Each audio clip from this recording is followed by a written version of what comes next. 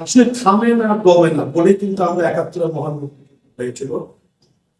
আমরা তাদেরকে গভীর শ্রদ্ধাভাবে স্মরণ করছি, যারা নিহত হয়েছে আল্লাহ পাক তাদেরকে ব্যস্ত নসিব করুন। যারা বেঁচে আছে আমাদের, তারা এখন সম্পূর্ণ মানুষ, হয়তো আর ৫ বছর পাবো, ১০ বছর পাবো, বাট আমি নিশ্চিত করে বলতে পারি এই মুক্তিযোদ্ধাদেরকে আর ২০ বছর পরে পাবেন না। এটা আমি নিশ্চিত করে বলবো। যতদিন আমরা তাদেরকে বাঁচিয়ে রাখবো, আমরা তাদেরকে সম্মান শ্রদ্ধার সাথে দেখতে পারি।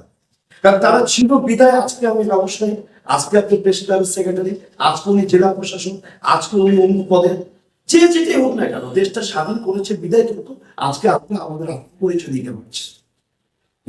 স্বাধীনের কিছু লক্ষ্য ছিল, আমরা কখনো পেরেছি। দেশটা স্বাধীনের লক্ষ্য ছিল আমাদের অর্থনৈতিক সমৃদ্ধি, দেশটা স্বাধীনের লক্ষ্য ছিল আমাদের সামাজিক পারিবারিক বন্ধনকে অটুট রাখা, দেশটা স্বাধীনের লক্ষ্য ছিল আমাদের সংস্কৃতিকে এগিয়ে নিয়ে যাওয়া, বিশ্বের মধ্যে পরিচিত হওয়া। সেই সুযোগ কিন্তু হারিয়ে যায়নি, আজও আছে। ৫৫ বছর পরেও যদি আমরা বলি, সেই সুযোগগুলো কিন্তু এখনো আছে। আমরা আমাদের নেগেটিভ সেন্সকে যেভাবে পত্রিকার মাধ্যমে তুলে ধরি, আপনাদের ঘাড় আলা কলম বা মিডিয়া যেভাবে নেগেটিভকে তুলে ধরি, তেমনি যদি আমরা আমাদের সম্ভাবনাকে তুলে ধরতে পারি, আমি মনে করি আমাদের দেশটা আরো এগিয়ে যাবে। আমি আরাফাত ভাইকে ধন্যবাদ দেব। আপনার হাতে এবং আমার সামনে যারা আছে সকলের হাতে সম্ভাবনা আমার সুযোগ আছে। আমরা যদি শুধু দিনাজপুরকে নিয়ে যদি কল্পনা করি, দিনাজপুরের ফলনশীল ধান চাল আছে, দিনাজপুরের গৌরব কাঁঠালি ধান আছে, দিনাজপুরের গৌরব বেদানা লিচু আছে, আমরা এর উন্নতি কিভাবে কামনা করতে পারি সেই ধরনের ফিচার আসতে পারে। ঠিক সে দিনাজপুরের রাস্তাঘাট কিভাবে অর্থনৈতিক সমৃদ্ধি আসবে সেভাবে আসতে পারে। দিনাজপুরের মাদকের ভয়াবহতা থেকে কিভাবে সমাধান আসতে পারে, সমাধানের রাস্তাও আসতে পারে। কারণ নিউজ নেগেটিভ যেমন একটা নিউজ, তেমনি পথ দেখানো কিন্তু একটা নিউজ বলে আমি মনে করি। যদি আমি সাংবাদিকতা কাছ থেকে দেখেছি, কিন্তু আমি শিখিনি। আমার কাছে মনে হয় একটা নেগেটিভকে তুলে ধরা আর একটা নেগেটিভকে তুলে ধরে এর সমাধানের রাস্তাকে দিক নির্দেশনা করা, তাহলে কিন্তু ওই নেগেটিভের জায়গায় পজিটিভটা ইফেক্টিভ হবে। আমি মনে করি এই সম্ভাবনার কাজগুলো যদি ৭১ টিভি সহ আমরা সবাই মিলে আমরা করি, যে দিনাজপুরের অর্থনৈতিক সম্ভাবনা এভাবে আছে, দিনাজপুরের সামাজিক সম্ভাবনা এভাবে আছে।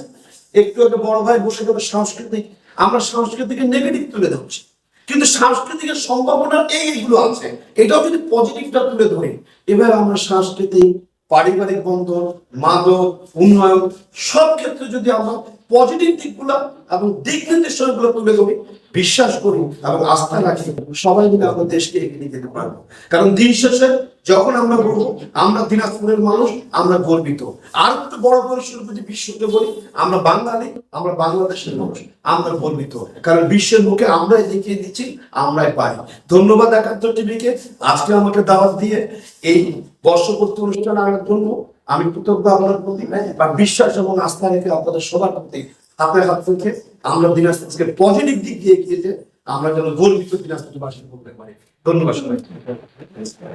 ৭১ যে যাত্রা, সেটা অত্যন্ত ভালো। তবে আমার কাছে যেটা আমি বলি আর কি, সেটা তারিখ হিসাবে হচ্ছে আমরা সবসময় ভালোর পক্ষে। আজকে এখানে যারা আছেন, আমার বিনীত অনুরোধ থাকবে যে দিনাজপুরে আমরা যারা বসবাস করি, বিশেষ করে এখানকার পরিবেশ, এটা রাজনৈতিক বলেন, সামাজিক বলেন, সাংস্কৃতিক বলেন, খেলাধুলার পরিবেশ, এটা ভালো থাকার দায়িত্ব কিন্তু আমাদের। হয়তো অনেকে অনেকভাবে এটাকে বিনষ্ট করার চেষ্টা করে। তো মূলত আমরা যারা সংবাদ মাধ্যমে আছি, অনলাইনে, আমরা কিন্তু সেইভাবে কিন্তু আমরা এখন রিপোর্টগুলো করতে পারতেছি না। সরাসরি বলা ভালো যে আমরা খুব রিস্কের মধ্যে দিয়ে যাচ্ছি। সব জায়গায় সাংবাদিকরা একটা নির্যাতনের শিকার হচ্ছে এবং তাদের যে পেশাগত দায়িত্ব পালন করতে যে প্রতিবন্ধকতার শিকার হচ্ছে, এটা সব জায়গায় আমরা লক্ষ্য করছি।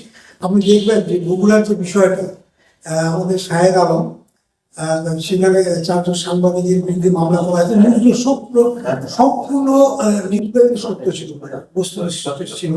পরবর্তী আমাদের যে মামলায় প্রধানমন্ত্রী হস্তক্ষেপ করার কারণে সে যে নামগুলো দিয়েছিল, সেই ইউনিয়ন পরিষদ থেকে শুরু করে সেই নামগুলো পরিবর্তন করে বাধ্য হয়েছে। আজকে দেখলাম এটাও কিন্তু সাংবাদিকরা বা সামাজিক যোগাযোগ মাধ্যমে যারা আছেন, তারা কিন্তু প্রথমে এটাকে তুলে ধরছে।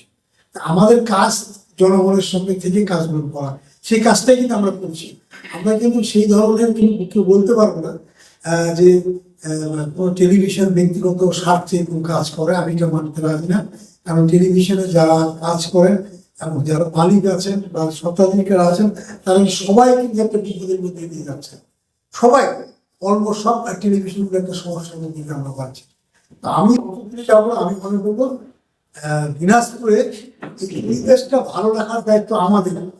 আমরা যারা গণমাধ্যম কর্মী আছি, আমরা ইচ্ছা করলে কিন্তু আমি বলবো যে মানুষের কিন্তু দুর্বলতার সুযোগ নিয়ে কারো কিছু করাটা এটা আমি কোনো ধর্মীয় বিরোধী না। ধর্ম কিন্তু বলে না, একটা মানুষ বিপদে পড়তেই পারে যে কোনো কারণে, সে কিন্তু আপনার সেই সময়টা তো একটা কিন্তু যে একটা ভুলের কাজ করে ফেলছে, কিন্তু এখন তাকে সেই সময়টাতে সুযোগ দিয়ে এই সময় তাকে একটা বিপদে ফেলা, এই কাজটা আমরা যেন না করি।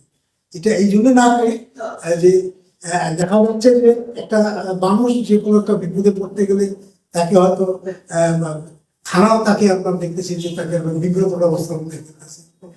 বিচার বিভাগ যেটা আছে সেটাও আমি বলবো না যে বিচার বিভাগ একটা ভালো কাজ করে, সবকিছু মিলেই কিন্তু আপনার কাজগুলো হচ্ছে। এবং আরেকটা বিষয় হচ্ছে, আমি আপনাদের অনুরোধ করবো, আমরা হয়তো বুঝতে পারতেছি না, আমাদের যারা গণমাধ্যম কর্মী আছে তাদের কাছে আমার অনুরোধ থাকবে যে মাদকের বিষয়টা কিন্তু আমাদের ছাড় দেওয়া যাবে না।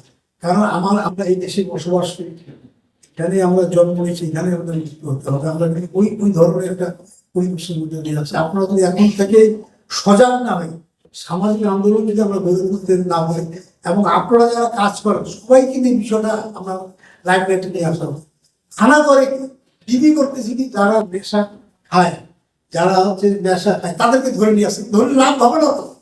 তারা যে কোনো কারণেই হোক নেশাগ্রস্ত হয়ে পড়ছে, তাকে বিপদে ঠেলে দেবো। আমি দেখি যে একজন ভালো সম্ভ্রান্ত করে ছেলে যে কোনো কারণে খাইতে পারে, নেশা খাওয়া যে কোনো পরিস্থিতির শিকার, তাকে নিয়ে দেখি যে ভিডিও ভাইরাল করা হচ্ছে। সে ছেলেটা তো গেল বিপজ্জনক অবস্থায় তার পরিবারটাকে নষ্ট করে দেওয়া হচ্ছে। খুব সেন্সিটিভ ব্যাপার, এগুলো কিন্তু আপনাদের দায়িত্ব, আপনারা দিতে পারেন। থানাতে আমি ডাইরেক্ট বলছি এই কাজটা আপনি করতে পারেন। যারা মাদক ব্যবসা করে, যারা সরবরাহ করে, তাদেরকে আপনারা ধরবেন না। আর যারা মাদক সেবন করে যে কোনো কারণে হোক, তাদেরকে আপনারা ধরে আর বিপদ। আমি চাবো এই বিষয়গুলোর উপরে নিয়ে আসা, যে মাদকের কাছে বা মাদকের যতটুকু পারা যাতে সহনশীল অবস্থা আমরা নিয়ে আসা হয়। পরবর্তীতে হবে কি, এমনি একটা সময় যেমন প্রতিটা পরিবারে কিন্তু একটা মাদক শিক্ষিত থাকবে, এবং এই সমাজটা কিন্তু একটা মাদকের সমাজ হিসেবে